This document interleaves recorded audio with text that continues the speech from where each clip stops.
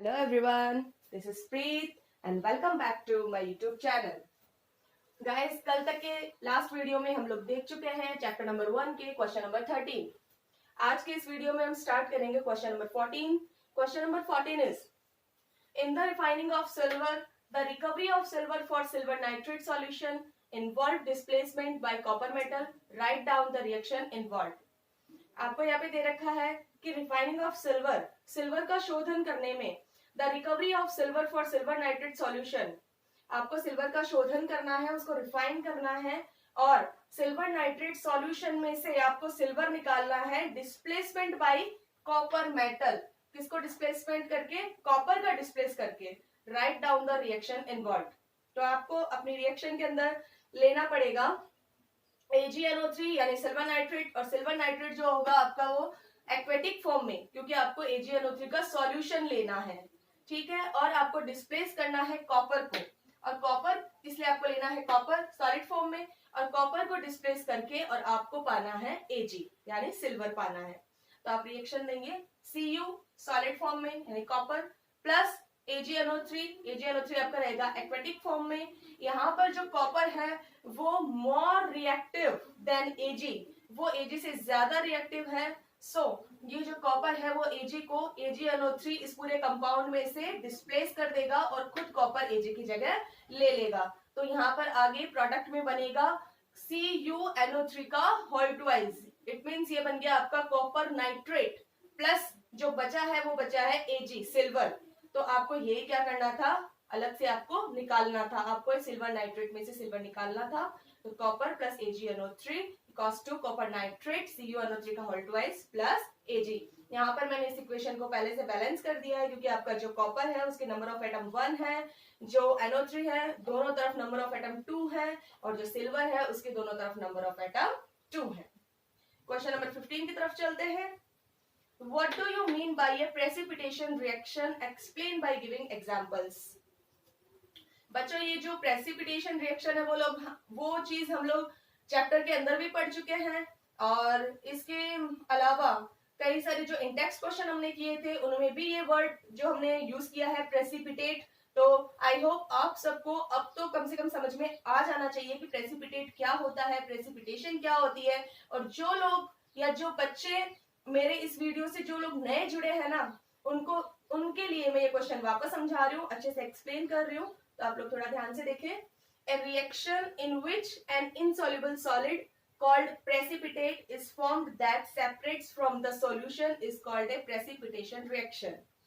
Precipitate जो word है उसका मतलब होता है गाइस कि जो वाटर के अंदर या किसी भी लिक्विड के अंदर जो इनसॉल्युबल होता है, जो घुलता नहीं है. जैसे कि अपनी फर्स्ट लाइन है, ए रिएक्शन एक ऐसी प्रोसेस इन विच जिसमें एन इनसॉल्युबल सॉलिड एक अघुलनशील ठोस कॉल्ड प्रेसिपिटेट, जिसे क्या बोला जाता है? प्रेसिपिटेट. तो यहाँ तक ये तो पता चल ही गया कि प्रेसिपिटेट होता है इनसॉल्युबल सॉलिड.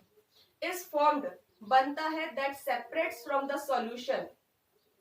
इसका मतलब यह है कि एक ऐसी प्रक्रिया जिसमें किसी विलयन में से एक अघुलनशील ठोस को या इनसॉल्युबल सॉलिड को, बनने वाले इनसॉल्युबल सॉलिड को अलग करना, सेपरेट करना प्रेसिपिटेशन रिएक्शन कहलाती है. तो इनसॉल्युबल सॉलिड को एक सॉल्यूशन में से सेपरेट करना कहलाती है प्रेसिपिटेशन रिएक्शन. इसका हम एक एग्जांपल देख लेते हैं ताकि आप लोगों को और भी अच्छे से समझ में आए. CaOH का whole twice calcium hydroxide plus CO2. ये जो कैल्शियम हाइड्रोक्साइड है इसको बोलते हैं लाइम वाटर यानी चूने का पानी plus CO2 equals to CaCO3 जो आपकी सॉलिड फॉर्म में आएगा plus H2O. When CO2 is passed through lime water, जब CO2, आप लोग जानते हैं कि ये गैस फॉर्म में होती है, तो जब CO2 को CaOH का होल ट्वाइस यानी इसको बोला जाता है लाइम वाटर, तो जब CO2 को लाइम वाटर पे पास किया जाता है यानी इन दोनों की जब प्रोसेस करवाई जाती है, and milky suspension is formed which is CaCO3. तो आपको एक मिल्की यानी एक दुधिया सस्पेंशन, जिसको हिंदी में बोलते हैं अवक्षेप, जो नीचे की तरफ जमा होता है व्हाइट कलर का, तो एक मिल्की सस्पेंशन आपको मिलता है जिसे बोलते हैं CaCO3. तो बच्चों इस पूरी रिएक्शन के अंदर जो आपका प्रेसिपिटेट मिला है उस प्रेसिपिटेट का नाम होता है कैल्शियम कार्बोनेट। यहाँ पर जो आपका प्रेसिपिटेट है ना जो कि सॉलिड फॉर्म में है वो है CaCO3 calcium carbonate. Number 16, explain the following in terms of gain or loss of oxygen with 2 examples each। आपको टर्म्स दे रखी हैं, मतलब आपको दो टॉपिक दे रखे हैं और उनके बारे में आपको एक्सप्लेन करना है कि इन दोनों में से कौन मतलब ऑक्सीजन गेन करता है कौन लॉस करता है, और विथ 2 एग्जाम्पल। और इन दोनों के आपको कितने कितने एग्जाम्पल बताने हैं, 2 एग्जाम्पल बताने हैं। First oxidation. ऑक्सीडेशन मैंने आपको बताया था बच्चों कि अगर आप दोनों में से अगर एक भी अच्छे से देख लेते हैं तो आपको दूसरा ऑटोमेटिक ही लर्न रह जाता है। नाम में पता चल रहा है ऑक्सीडेशन में आगे है ऑक्सी। ऑक्सी मतलब ऑक्सीजन गैन करना। तो अगर ये ऑक्सीजन गैन कर रहा है तो रिडक्शन में क्या होगा, ऑक्सीजन लॉस करेगा यानी ऑक्सीजन को निकालेगा। तो ऑक्सीडेशन फिर भी हम अच्छे से समझ लेते हैं। A reaction in which addition of oxygen to a substance or removal of hydrogen from a substance। एक ऐसी रिएक्शन जिसमें ऑक्सीजन ऐड होती है किसके द्वारा, एक सब्सटेंस के द्वारा, और या फिर किसी सब्सटेंस से हाइड्रोजन रिमूव होती है यानी कि हटती है। Take place is called oxidation. तो इस प्रोसेस को बोला जाता है ऑक्सीडेशन। यानी पता चल गया होगा बच्चों आप लोगों को कि ऑक्सीजन का जुड़ना और हाइड्रोजन का निकलना। इसका हम एग्जाम्पल देखें, 2Mg + O2 मैग्नीशियम की प्रोसेस करवा रहे हैं हम ऑक्सीजन के साथ में तो आपको मिल रहा है मैग्नीशियम ऑक्साइड, और कॉपर की प्रोसेस आप करवा रहे हैं ऑक्सीजन के साथ में तो आपको मिल रहा है कॉपर ऑक्साइड। यहाँ पे बच्चों देखो Mg की प्रोसेस O2 के साथ में करवाते ही यहाँ MgO मतलब पहले मैग्नीशियम था अब उसमें ऑक्सीजन ऐड हो रहा है। यहाँ पर पहले कॉपर था अब कॉपर में ऑक्सीजन ऐड हो रहा है तो यहाँ पे ऑक्सीजन ऐड हो रही है। दैट मीन्स ये प्रोसेस जो है ये रिएक्शन जो है वो है ऑक्सीडेशन। बी नंबर पे हम बात करें reduction. A reaction in which a substance gains hydrogen और लॉसेस ऑक्सीजन। एक ऐसी रिएक्शन जिसमें हाइड्रोजन क्या होती है, गैन होती है, और ऑक्सीजन लॉस मतलब रिमूव निकलती है, is called reduction.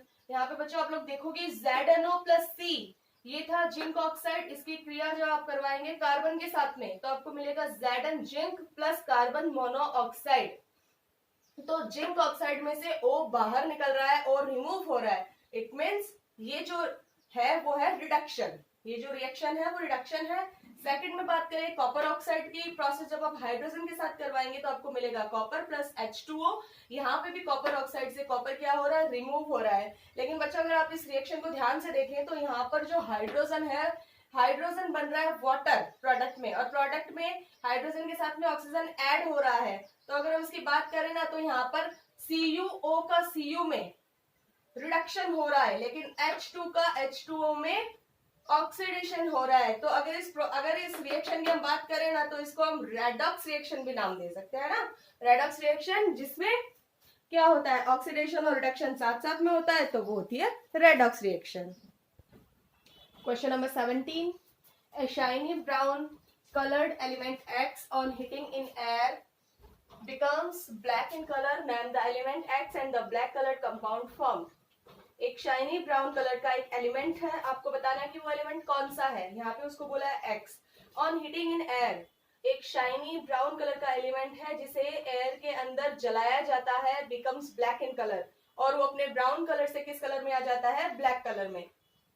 Name the element x, उस एलिमेंट एक्स का नाम बताइए, and the black colour compound formed, और जो वो ब्राउन से ब्लैक कलर का कंपाउंड बनता है उसका भी आपको नाम बताना है।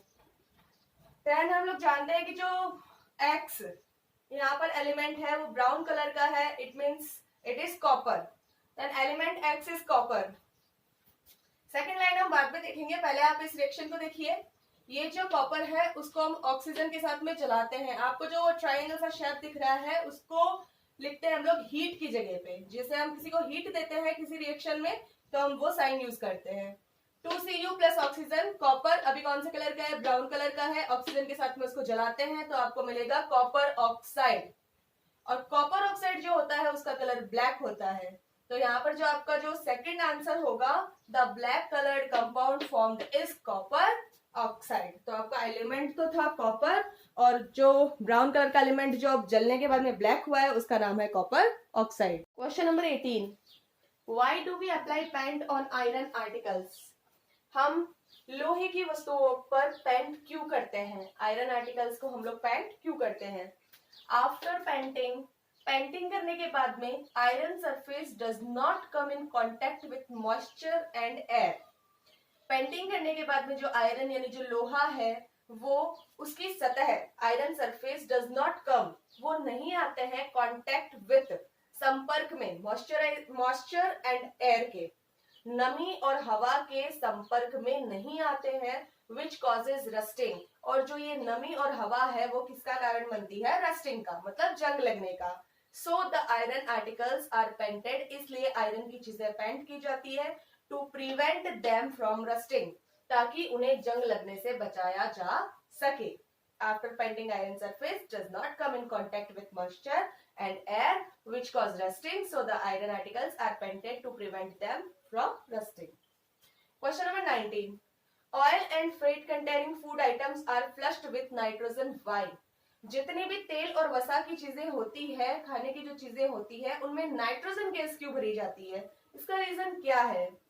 तो इसका रीजन है oil and fat containing food items are flushed with nitrogen because nitrogen act as an antioxidant. जो नाइट्रोजन गैस होती है वो एंटीऑक्सीडेंट की तरह क्रिया करती है, प्रतिऑक्सीकारक जिसे हिंदी में बोलते हैं, and it prevent them from being oxidized. और जो एंटीऑक्सीडेंट होगा वो क्या करेगा? ऑक्सीडाइज होने को रोकेगा, एंड इट प्रिवेंट देम, और उन्हें सुरक्षित रखता है खाने की चीजों को, फ्रॉम बीइंग ऑक्सीडाइज्ड, ऑक्सीकृत होने से बचाता है। Question number 20, explain the following terms with one example each. आपको टर्म्स दे रखे हैं और आपको उनको एक एक एग्जाम्पल के साथ में बताना है, जिनमें से number A, corrosion. Corrosion, when a metal is attacked by some substance around it such as moisture, acids, etc., it is said to corrode and this process is called corrosion. When a metal, जब एक धातु is attacked by, जब किसी धातु पर attack किया जाता है, उसके चारों तरफ पाई जाने वाली चीजें जैसे मॉइस्चर, एसिड्स मतलब नमी, acid etcetera, it is said to corrode, तब उस मेटल को आप बोलेंगे corrode और इस पूरी प्रोसेस को आप बोलेंगे corrosion। तो बच्चों यहाँ पे जो मेटल होती है ना, वो ये दो नाम तो मैंने लिखे हैं जैसे मॉइस्चर एंड एसिड्स, इसके अलावा जैसे कभी पानी के संपर्क में आ सकती है, या कभी मान लो नमी, एसिड, हवा, तो इन चीजों के जब ये संपर्क में आती है ना, तो वो चीजें जो एक तरीके से बोल सकते हैं जैसे अपन ने देखा भी था जैसे रस्ट ऑफ आयरन, ठीक है, तो यहाँ पे जब मतलब जंग लगना, उसी से मिलता जुलता हमारा है corrosion। तो इसका हम एग्जांपल देखते हैं, the black coating on silver, जो सिल्वर होता है उसके ऊपर ब्लैक कोटिंग होती है, ठीक है। तो इसके वैसे तो इसमें एग्जांपल ही पूछा है, लेकिन हम लोग विद रिएक्शन देख सकते हैं।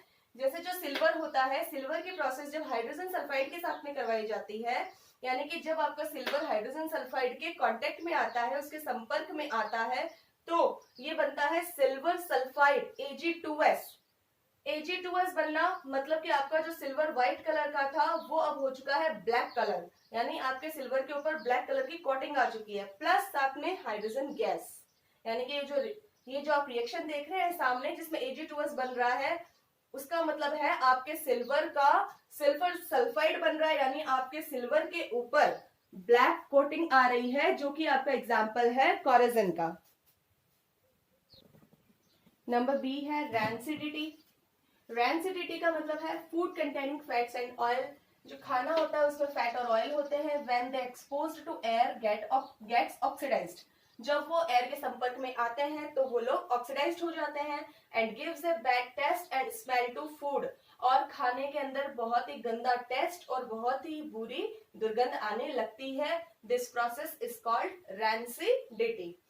इसका एग्जांपल हम देख सकते हैं जैसे पोटैटो चिप्स इन पैकेट, तो जो पोटैटो चिप्स होती है वो पैकेट के अंदर उन्हें अगर काफी टाइम तक अगर बंद रखा जाए, उन्हें अगर नहीं खाया जाए, पड़ा रहने दिया जाए, तो कुछ दिनों बाद जब हम इस पैकेट को खोलते हैं तो इसमें से बहुत ही गंदी बदबू आती है, ऑयल टाइप की थोड़ी मतलब बदबू आती है और इसका जो टेस्ट होता है वो भी खराब हो जाता है। तो वो किस वजह से होता है, वो होता है हमारा रैंसिडिटी की वजह से। तो बच्चों इसके अंदर दो टर्म्स थे, फर्स्ट था कोरोजन एंड सेकंड था रैंसिडिटी। तो जो कोरोजन था उसमें तो हम लोग क्या देख रहे थे कि जैसे भी कोई मेटल यानी कि कोई धातु जब हवा नमी के संपर्क में आती है तो वो मतलब उसका कलर चेंज हो जाता है, वो कोरोड बन जाती है, यानी उस पर रस्टिंग होने लग जाती है। तो वो सब था कोरोजन एंड रैंसिडिटी के अंदर। ये खाने के अंदर होती है, खाने के अंदर जैसे फैट्स और ऑयल होते हैं, तो जब ये चीजें हवा के संपर्क में आती हैं तो इनके ऊपर बैड टेस्ट और स्मेल आने लगती है और ये प्रोसेस रैंसिडिटी कहलाती है। तो पोटैटो चिप्स का पैकेट हमने देख ही लिया इसके अंदर एग्जांपल। तो आज का जो हमारा टॉपिक होता है कंप्लीट होता है और साथ ही साथ में हमारा जो चैप्टर नंबर 1 है वो बच्चों आज कंप्लीट हो रहा है विद क्वेश्चन आंसर्स। तो आई होप आप लोगों ने बहुत एंजॉय किया होगा और बहुत ही मजे के साथ में इसको देखा होगा। और जिन बच्चों ने अभी तक मेरा वीडियो नहीं देखा है वो बच्चे जरूर वीडियो देखें और अगर आप लोगों को अच्छा लगे तो ज्यादा से ज्यादा शेयर करें, सब्सक्राइब करें और बेल आइकन को प्रेस करें। Thank you.